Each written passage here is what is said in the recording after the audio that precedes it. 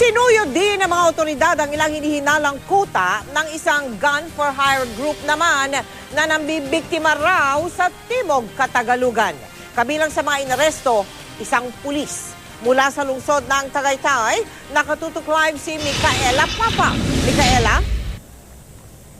Mel, sinalakay ng mahigit 100 tauhan ng NBI, Philippine Air Force at PAOK-TF ang mga kuta ng isang notorious na gun for hire group sa Batangas. Kabilang nga sa mga pakay ng operatiba, matunton ang mass grave kung saan nakalibing di umano ang hindi bababa sa 10 biktima.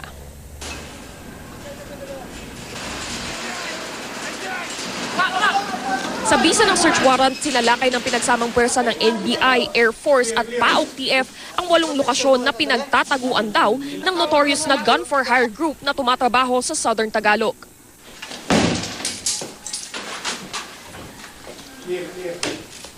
Sa barangay Papaya, Nasugbu, Batangas, hinalugog ang 3 tahanan ng dating konsehala na si Lerma Limbok. Ayon daw sa intelligence ng NBI, si Limbok ay nagsisilbing kontraktor ng grupo. Sa construction site sa kanyang compound, natagpo ang nakalibing sa buhangin ang isang 45 caliber at ilang magasin. Natagpuan din sa mga katabing kubo ang isang magasin at isang sako ng bala. Wala man sa compound si Limbok, huli naman ang 3 lalaki. Kabilang na si Fernan Digno alias Adidas, isa sa sinasabi ng NBI na gunman. Tumanggi naman si Digno sa paratang at sinabing nagmamaneho lang siya para sa mga trabahador. Bakit kaya nandun sa wanted? Hindi ko lang po. Wala naman po akong ginagawa masama. Tsaka hindi naman po ako masamang tao. Tsaka hindi naman po ako pinagmumula ng problema ko. Nagkaputukan naman daw sa kasabay na operasyon ng NBI sa isang bahay sa barangay Lumbang Kalsada, Calaca, Batangas. Dito umano nagtatago ang iba pang miyembro ng grupo. Huli ang 2 lalaki. Kabilang na ang pulis Calaca na si PO1 Wilfredo Paglinawan na una umanong nagpaputok sa mga operatiba. Nagpaputok daw ang anak ko. Ay siyempre, nagputok din sila, kita ko din ako'y nadidito, bigla akong sarado. Ay siyempre, pag-asa naman ng anak ko, kalaban yun. Hindi naman alam na NBI. For hire, yung pumapatay daw po yung anak. Binabayaran siya para pumatay. Hindi ko alam iyon. Wala akong alam daw, ako'y wala dito.